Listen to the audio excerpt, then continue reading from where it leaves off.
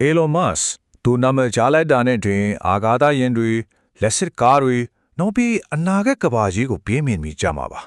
တကယ်လို့သူရဲ့ဘောစကြောင်းတစ်ခုလုံးကိုဒီပတ်စေကိုရင်ရုပ်ရှင်တကားကြီးနေရတယ်လို့ပါပဲလူတွေကဒါတွေကတော့အိမ်မက်ပဲလို့ပြောနေကြတဲ့အရာတွေကိုသူကတစ်ခုပြီးတစ်ခုလက်တွေ့အကောင်အထည်ဖော်ပြနေတာလေဟုတ်ပါတယ်လက်စစ်ကားတွေနဲ့စပြီးအင်္ဂါကြောပေါ်မှာလူသားတွေအခြေချနေတိုင်းနိုင်ရဲ့အချီပေါ့လူများစုကဒါတော့မဖြစ်နိုင်ပါဘူးလို့ခေါင်းခါခဲ့တဲ့စီမံကိန်းတွေကိုသူကတကယ်ဖြစ်အောင်လုပ်ပြခဲ့တယ်ဆိုတော့ဒီလိုလူတယောက်ကကမ္ဘာအချမ်းသာဆုံးလူဖြစ်လာတာထက်ပိုအရေးကြီးတဲ့မေးခွန်းတစ်ခုရှိတယ်အဲ့ဒါကလူသားတွေရဲ့အနာဂတ်ကိုပါပြောင်းလဲပြင်နိုင်တဲ့အထိသူဘယ်လိုများလုပ်နိုင်ခဲ့တာလဲသူ့ရဲ့အောင်မြင်မှုတွေနောက်ွယ်မှာပါရှိနေလဲဆိုတာကိုအတူတူကြည့်လိုက်ကြအောင်ပါဒီနေ့မှာတော့သူ့အောင်မြင်မှုရဲ့လျှို့ဝှက်ချက်၅ခုကိုအဓိကထားပြီးပြောပြသွားမှာပါပထမဆုံးကိုယ်တိုင်တင်ယူမှုကနေစလို့အရာရာကိုစွန့်စားပြီးအိမ်မက်တင်နောက်လိုက်ခဲ့ပေါ့နောက်ဆုံးအနာဂတ်အတွက်သူ့ရဲ့မျှော်မှန်းချက်အဆုံးပေါ့ကဲတစ်ခုချင်းစီစလိုက်ကြအောင်ဟုတ်ပြီပထမဆုံးအချက်ပါသူ့ရဲ့အောင်မြင်မှုဇလန်းကဘယ်ကစလဲဆိုတော့သူ့ရဲ့ငယ်ဘဝကပါပဲအရာအလုံးရဲ့အခြေခံဥမြစ်ကအဲ့ဒီမှာစခဲ့တာပါအဲ့ဒါကတော့ကိုယ်တိုင်လိလာတင်ယူတတ်တဲ့အကျင့်ပါပဲငယ်ငယ်က Elon Musk ကလေတော်တော်လေးတိတ်တိတ်ဆိတ်ဆိတ်နေတတ်တဲ့ကလေးတယောက်ပါသူ့ရဲ့တငယ်ချင်းအဆက်မန်းတွေကစာဝတ်တွေပေါ့အသက်10နှစ်အရွယ်မှာတစ်နေ့ကိုစား10နှစ်လောက်ဖတ်တယ်ဆိုတာကတော့တော်ရုံကလေးမဟုတ်တော့မေအဲ့လိုအသိပညာလေးစုပ်ရွေးငယ်နေပဲသူဟာအသက်10နှစ်မှာ Blaster ဆိုတဲ့ကိုယ်ပိုင်ဗီဒီယိုဂိမ်းတစ်ခုပေါ်ရေးဆွဲနိုင်ခဲ့တယ်ဒါသူ့ဘဝရဲ့ပထမဆုံးစံဦးတီးထွင်မှုခြေလှမ်းပဲပေါ့ဒီမှာပို့ပြီးတော့အန်တော်စရာကောင်းတာကအသက်12နှစ်အရွယ်ကောင်းလေးတယောက်ဖန်တီးထားတဲ့အဲ့ဒီ game လေးကိုမဂ္ဂဇင်းတစ်ဆောင်ကနေအမေရိကန်ဒေါ်လာ900နဲ့ဝယ်တော့တာပါပဲအသက်12နှစ်နဲ့ဒေါ်လာ900စဉ်းစားတာကြည့်တော့အဲ့ဒါသူ့ဘဝရဲ့ပထမဆုံးဝင်ငွေပထမဆုံးအောင်မြင်မှုပါပဲဆိုတော့ဒီဖြစ်ဖြစ်လေးကနေတူရလိုက်တဲ့တင်ကန်းစာကအရန်ရှင်းတယ်အောင်မြင်မှုဆိုတာစောက်တီဖက်ပြီးအတိပညာစုနေုံနဲ့မပြီးဘူးတကယ်အောင်မြင်မှုဆိုတာကိုတိထားတာတွေကိုလက်တွေ့အတောင်းပြပြတခုခုဖန်တီးနိုင်မှရတာအဲ့ဒီအတွေးခေါ်တာပဲနောက်ပိုင်းမှာ SpaceX နဲ့ Tesla လို့မဖြစ်နိုင်လောက်ဘူးထင်ရတဲ့ကုမ္ပဏီကြီးတွေရဲ့မွေးဖွားရအခြေခံအုတ်မြစ်ဖြစ်လာခဲ့တာပေါ့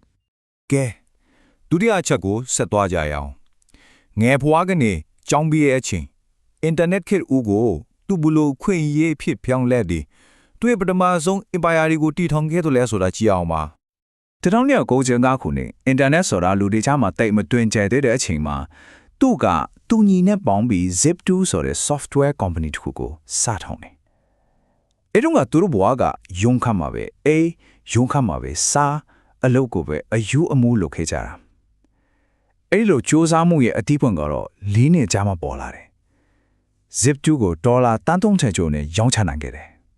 ဒါပေမဲ့သူအနာမယူ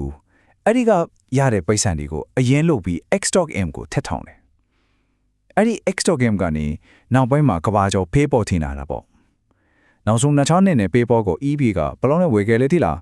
ဒေါ်လာ1.5 ဘီလီယံနော် Okay PayPal ကိုရောင်းပြီးတော့သူ့လက်ထဲမှာအသားတင်ဒေါ်လာ100ကျော်ရောက်လာပြီဒီလောက်ပိုက်ဆံရှိရင်ဘာလုပ်မလဲလူများစုကတော့တေးကြတယ်အေးဆေးဆေးအနားယူပြီးသုံးစားရမှာလေဒါပေမဲ့ Elon Musk ကတော့မတူဘူးလေသူဘာပြောခဲ့လဲဆိုတော့ကျွန်တော်ငွေရှာချင်တာမဟုတ်ဘူးကဘာကြီးကိုပြောင်းလဲစေမဲ့အရာတစ်ခုကိုဖန်တီးချင်တာပါတဲ့အဲ့ဒီမှာတင်သူ့ရဲ့ mindset ကတာမန်လူလေးနဲ့ဘလောက်ကွာသွားပြီလဲဆိုတာရှင်းနေပြီအဲ့ဒီအတွေးခေါ်အတိုင်းပဲသူဟာသူ့ရဲ့ပိုင်ဆိုင်သမျှပိုက်ဆံအားလုံးဒီပါကိုယူပြီးတော့ဘာဖြစ်နိုင်မလို့လူတိုင်းကပြောကြတဲ့စီမံကိန်းကြီးနှစ်ခုတည်းကိုရင်းနှီးမြှုပ်နှံလိုက်တယ်အဲ့ဒီအချိန်တုန်းကတော့လူတွေကသူ့ကိုယူသွားပြီလို့တောင်ပြောခဲ့ကြတာသူရှိမှရွေးစရာ land တစ်ခုပဲရှိတယ် land A ကဒေါ်လာတန်ပေါင်းများစွာနဲ့ဘဝကိုတတ်တောင့်တတ်တာဖြစ်သားမယ်land B ကတော့အဲ့ဒီပတ်စံတွေအားလုံးကိုစွန့်စားပြီးသူ့ရဲ့ငယ်ဘဝအိမ်မက်တွေဖြစ်တဲ့ SpaceX နဲ့ Tesla မှာယင်းနှိမ့်မြုံနှံမယ်သူက land B ကိုရွေးခဲ့တယ်ဘာလို့လဲဆိုတော့သူမှရီမန်းချက်ကြီးနှစ်ခုရှိတယ်တစ်ခုက Tesla နဲ့ကဘာကြီးတဲ့ရေရှည်တည်တိုင်းတဲ့စွမ်းရည်ကိုဖန်တီးပေးဖို့နောက်တစ်ခုက SpaceX နဲ့လူသားမျိုးနွယ်ကဘာပေါ်ကနေမျိုးသုံးမသွားအောင်အာကာသမှာအခြေချနေထိုင်နိုင်ရေးကိုအကောင့်အထည်ဖော်ဖို့ပါဒါပေမဲ့အိမ်မက်တွေကပြောသလောက်မလွယ်ဘူးလေအထူးသဖြင့်ဒုံးပြန်လွတ်တင်ရတဲ့အိမ်မက်မျိုးပေါ့ SpaceX ရဲ့ပထမဆုံးဒုံးပြန်လွတ်တင်ပြီးမကြခင်မှာပဲမီးလောင်ပောက်ကွယ်သွားခဲ့တယ်တန်ပေါင်းများစွာသောဒေါ်လာတွေနဲ့အိမ်မက်တွေကမီးခိုးတွေဖြစ်နေမယ်အဆုံးသတ်သွားခဲ့တယ်ကပဲမဲ့သူတို့လက်မလျှော့ခဲ့ဘူးဒုတိယအကြိမ်ထပ်ကြိုးစားတယ်ရလက်ကတော့အတူတူပါပဲအနောက်တစ်ခါထပ်ပြီးပေါက်ကွယ်သွားပြန်ရောတတိယအကြိမ်ဒီကရော ရှုံးနေငုံနဲ့ပဲထပ်ရင်ဆိုင်ခဲ့ရပြန်တယ်ဒီချိန်မှာတော့ကုမ္ပဏီကဒေဝါလီခံရတော့မယ်အခြေအနေကိုရောက်နေပြီပိတ်ဆန်တွေအားလုံးကဂုံတလောက်နီးပါးဖြစ်သွားပြီအဲ့ဒီအချိန်မှာသူ့မှာနောက်ဆုံးတစ်ချိန်စူးစမ်းဖို့ပဲပိတ်ဆန်ကြံတော့တယ်ဒါကဒူအော်ဒါရဲ့ချိန်တွေပဲသူကသူ့မှာရှိသမျှနောက်ဆုံးလက်ချံငွေတွေနဲ့စတုထအချိန်မြောက်ဒုံးပြန်ကိုလွတ်တင်ခဲ့တယ်ပြီးတော့အောင်မြင်သွားခဲ့တယ်အဲ့ဒီတစ်ချိန်တီးသောအောင်မြင်မှုကပဲကုမ္ပဏီကိုကယ်တင်နိုင်ခဲ့ပြီး NASA နဲ့သမိုင်းဝင်ဒေါ်လာဘီလီယံချီတန်တဲ့စာချုပ်ကိုချုပ်ဆိုနိုင်ခဲ့တယ် SpaceX အသက်ပြန်ရှင်လာခဲ့ပြီ SpaceX မှာဒီလိုရုန်းကန်နေရတဲ့အချိန်တစ်ဖက်မှာလည်း Tesla ထုတ်လုပ်ရေးဆိုင်ရာပြဿနာတွေငွေချေးအခက်အခဲတွေနဲ့နမလုံးနေရတာလူတွေက Tesla လည်းမကြခင်ပြိုလဲတော့မယ်လို့ထိချထင်ခဲ့ကြတယ်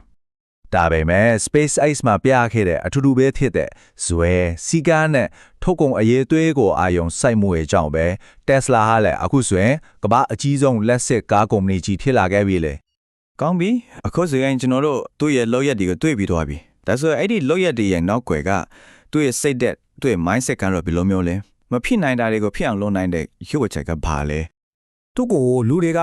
မင်းကယူနေတာမင်းကစိတ်ကူးရင်းတမားလို့ဝေဖန်ကြတဲ့ခါတိုင်းသူကဒီစကားနဲ့ပဲပြန်တုံ့ပြန်လိရှိတယ်။တခုခုကကိုတော့တကယ်ကိုအရေးကြီးတယ်ဆိုရင်အဲ့ဒီအရာကကြရှုံးမို့ရခိုင်နှုံးမြနေတဲ့တောင်လောက်ကိုလုံးတင်တယ်တဲ့။ဒါကသူရဲ့ core philosophy ပဲ။ရှုံးနေမှာကိုကြောက်စိမ့်နဲ့နောက်ဆုံးနေမယ့်အစားလုံးတင်လောက်ရတဲ့အရေးကြီးတဲ့အရာကိုရင်ဆိုင်လှုပ်ဆောင်ဖို့ပါပဲ။ သူရဲ့အောင်မြင်မှုကကံကောင်းလို့ရတာမဟုတ်ပါဘူး။သူမှာပြင်းထန်တဲ့ work ethic ရှိတယ်။သူက CEO ဆိုပြီးရုံးခန်းထဲမှာထိုင်နေတဲ့သူမျိုးမဟုတ်ဘူး။ engineer တွေနဲ့အတူတူကိုယ်တိုင်ဝင်ပြီးပြဿနာတွေကိုရှင်းတယ်။ Tesla စက်ရုံရဲ့ champion ပေါ်မှာအိတ်ခဲတဲ့ညတွေကသူ့ရဲ့အလို့ပေါ်ထားတဲ့ sector ကိုအကောင်းဆုံးတိတ်တိတ်ပြနေတာပဲ။သူရဲ့အရေးကြီးဆုံးက product ရဲ့ value ပဲ။ဟုတ်ပြီ။နောက်ဆုံးနဲ့အရေးကြီးဆုံးလျှို့ဝှက်ချက်တစ်ခုကိုရောက်လာပါပြီ။အဲ့ဒါကတော့သူ့ရဲ့အနာဂတ်ကိုကြည့်တဲ့အမြင်ပါပဲ။သူကမနက်ဖြန်တန်ပတ်ခန့်အတွက်အလုပ်လုပ်နေတာမဟုတ်ဘူး။သူကဆယ်စုနှစ်တွေနဲ့ခြီးပြီးရှေ့ကိုကြိုမြင်ပြီးအလုပ်လုပ်နေတာပါ။သူတို့ပိတ်ဆန်ဆိုတာအပန်းနိုင်မဟုတ်ဘူး။ပိတ်ဆန်ကလောင်စာစီပဲ။ Zip2 နဲ့ PayPal ကိုရောင်းလို့ရတဲ့ပိတ်ဆန်တွေ